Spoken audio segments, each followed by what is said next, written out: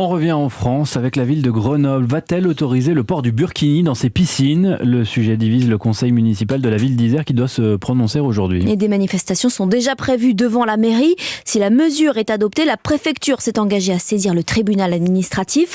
À noter qu'en 2016, le Conseil d'État a autorisé ce maillot de bain couvrant sur les plages.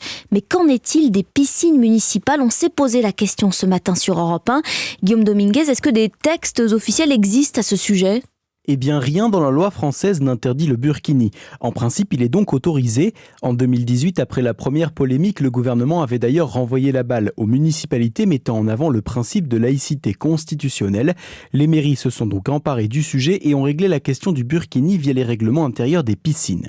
Europe 1 a donc décidé de mener l'enquête auprès des piscines municipales des 15 plus grandes villes de France, ce qui fait en tout une centaine de structures. Et dans 96% des cas, sur la question du burkini, la réponse est la même. Non, c'est pas autorisé.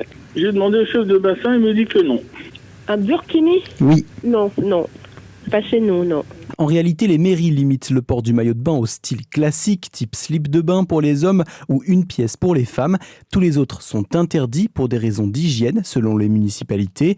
Mais il existe tout de même une ville en France où le burkini est autorisé. Piscine Viljean, bonjour. À Rennes. Oui, bonjour madame. Je voulais savoir si le port du burkini était autorisé à la piscine.